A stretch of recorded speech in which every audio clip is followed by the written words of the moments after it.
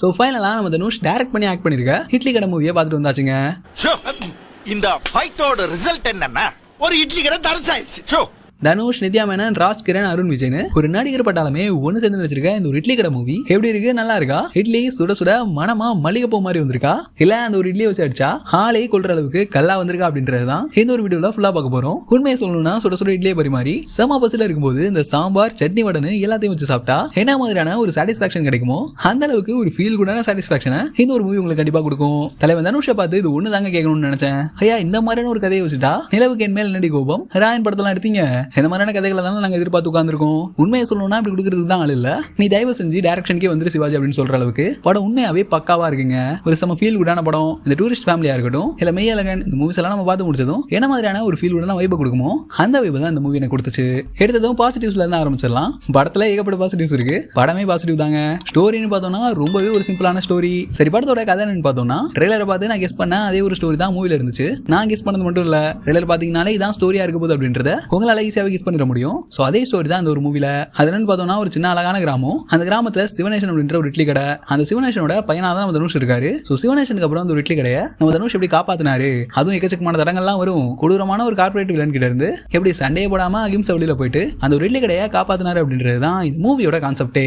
இந்த படத்துல one and only மெயினான பாசிட்டிவ்னா அது கண்டிப்பா நம்ம தலைவன் தனுஷ் தாங்க. ஆக்டிங்னா சொல்லவே வேணாம், தலைமை இறங்கி செய்வான். டைரக்ஷனோட ஆக்டிங்லயும் இந்த மூவில ஒரு பயங்கரமான வேலைப்பாடு காட்டியிருக்காருங்க நம்ம தனுஷ். எப்பயுமே தலைவன் வந்து இந்த யங்ஸ்டர்ஸை ஃபோக்கஸ் பண்ணி தான் படம் எடுப்பாரு. ஆனா அந்த டைம் ஜெனரல் ஆடியன்ஸ் எல்லாத்துக்குமே பிடிக்கிற மாதிரி, யங்ஸ்டர்ஸையும் கவர் பண்ணி ஃபேமிலி ஆடியன்ஸ்க்கும் பிடிக்கிற மாதிரி ஒரு ஃபீல் குடான படத்தை எடுத்து கொடுத்தது மட்டும் இல்லாம ஆக்டிங்லயும் பட்டையை கிளப்பிட்டாரு. தலைவனுக்குலாம் டிஏஜிங் தேவைப்படாது, கிளீன் ஷேவ் பண்ணிட்டு வந்தாலே நம்ம வயசுக்கு வந்துடுறாருங்க. அவரோட சின்ன வயசு போர்ஷன், அந்த கம்பெனிக்கு போனதுக்கு அப்புறம் அவரோட ஆக்டிங், அண்ட் திரும்ப கிராமத்துக்கு வந்ததுக்கு அப்புறம் அவரோட ஆக்டிங்லாம் பக்காவா இருந்துச்சு. நெக்ஸ்ட் இந்த மூவில நடிச்ச எல்லாருமே அவங்களுக்கான ரோலை பக்காவா பண்ணிருந்தாங்க.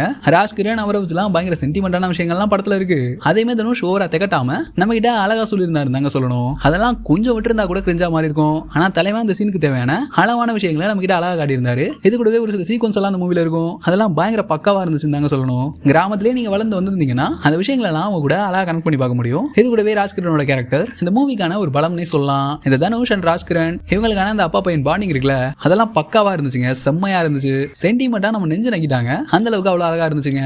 நெக்ஸ்ட் இந்த மூவியோட ஹீரோயினான நித்யா மேனன், இவங்க ரெண்டு பேரையும் பார்க்கும்போது நம்ம இந்த திருச்சிற்றம்பலம் படம்லாம் பார்த்திருப்போம்ல, அதுல என்ன மாதிரியான ஜோடியா இருந்தாங்களோ அந்த ஜோடி தான் கண் முன்னாடி வந்து நிக்குது. எனக்கு நம்ம இந்த ஜோடியை பார்க்கும்போது அதாங்க டக்குன்னு மைண்டுக்கு வந்துச்சு. பட் பேரா பார்த்தோம்னா இவங்க ரெண்டு பேரும் சேர்ந்தா என்ன மாதிரியான மேஜிக் நடக்குமோ அந்த மேஜிக் தான் இந்த ஒரு இட்லி கடை மூவில நடந்திருக்கு. நெக்ஸ்ட் இந்த மூவியோட மெயின் வில்லனான நம்ம அருண் விஜய் பெர்ஃபார்மன்ஸ் எல்லாம் பிரிச்சு விட்டாரு. ஒரு ஸ்டைலிஷான கார்பரேட் வில்லனுங்க.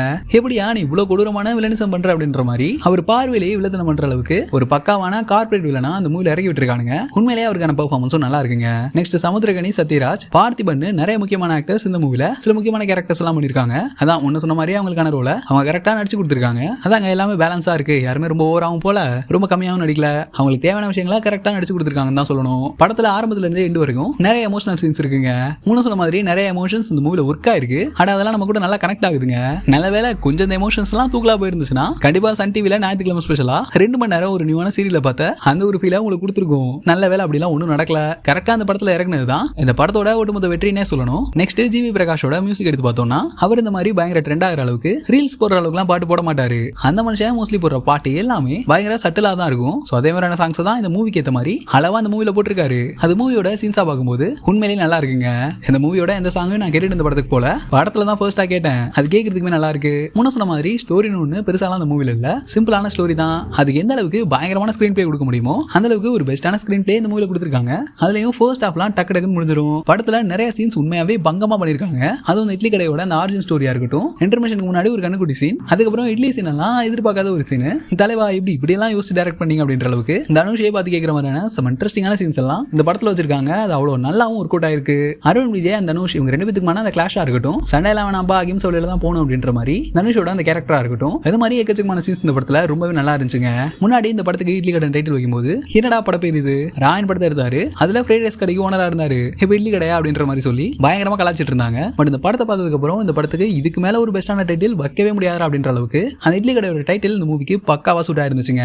அதுவும் இல்லாம தலைவனை பயங்கர மாசா கிளாஸா பார்க்கணும்னு பயங்கரமா எதிர்பார்த்து போயிருந்தீங்கன்னா உங்களுக்கு கண்டிப்பா ஏமாற்றம் தாங்க மிஞ்சும். ஏன்னா அந்த மாதிரியான ஒரு படம் இது கிடையாது. ஒரு சிம்பிளான செம்ம ஃபீல் குட்டான படம். படத்துல ஒன்று ரெண்டு லாஜிக் மிஸ்டேக்ஸும் இருக்கு. தலைவன் இந்த மாதிரி பேங்காக்கு போயிட்டு KFC மாதிரியான ஒரு பெரிய கம்பெனில வேலை பார்க்குறாரு. ஆளு கையில ஐபோன்லாம் வச்சுட்டு கோட் சூட் எல்லாம் போட்டு பயங்கர மாசா இருக்காரு. எனக்கு இந்த இட்லி கடையே வேணாம், அங்க இருக்கிற விஷயங்களை மாத்தணும், நான் இப்படியே இருக்க விரும்பல அப்படின்னு தான் அந்த வேலைக்கே போவாரு. ஆனா ஏதாவது மாத்தினாரா அப்படின்னு கேட்டீங்கன்னா கடைசி வரைக்கும் எதையும் மாத்தலங்க.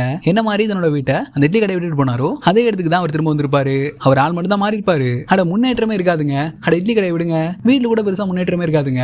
தலைவங்க ஃபாரின்ல பல லட்சம் சம்பாதிப்பாரு. ஆனா ஊர்ல இருக்க வீடு மட்டும் அப்படியே இருக்கும். சின்ன லாஜிக் மிஸ்டேக் தாங்க. இந்த மாதிரி அதிகமா லாஜிக் பாப்பீங்கன்னா ஒரு சில மிஸ்டேக்ஸ் இந்த மாதிரி படத்துல இருக்கு. பட் இதெல்லாம் கண்டுக்காம ஒரு நல்ல ஃபீல் குட் படம் பார்க்கணும்னா இந்த இட்லி கடை மூவி உங்களுக்கு கரெக்டா இருக்கும். முக்கியமா அந்த கிராமத்து போர்ஷன்ஸ் எல்லாம் இருக்குல்ல, கிராமத்துல நடக்கிற விஷயங்கள் எல்லாம் விஷுவல்ஸா உங்க கூட நல்லா கனெக்ட் பண்ணிக்க முடியும். அந்த அளவுக்கு ஃப்ரேம் எல்லாம் அவ்வளவு அழகா செட் பண்ணி வச்சிருந்தாங்க இந்த ஒரு மூவில. ஓவரால் பாத்தீங்கன்னா குடும்பங்கள்லாம் கொண்டாடக்கூடிய ஒரு பெஸ்டான படம் தான் இந்த ஒரு இட்லி கடை. ரெடி, நீங்க இட்லி கடை மூவி பாத்துட்டீங்களா? இந்த மூவியை பத்தின உங்களோட கருத்துக்களை மறக்காம கீழே கமெண்ட்ல சொல்லுங்க. எனக்கு பெருசா ரிவ்யூ எல்லாம் பண்ண தெரியாதுங்க. படத்தை பார்த்து எனக்கு தோணுன விஷயங்களை உங்ககிட்ட ஷேர் பண்ணிருக்கேன். படம் எப்படி இருந்துச்சு அப்படின்ற உங்களோட தாட்ஸை மறக்காம கீழே கமெண்ட்ல சொல்லுங்க. அடுத்து ஒரு செம்மையான வீடியோ வந்து உங்களை பாக்குறேன். ரைட்டுங்க, போர்ட்டா.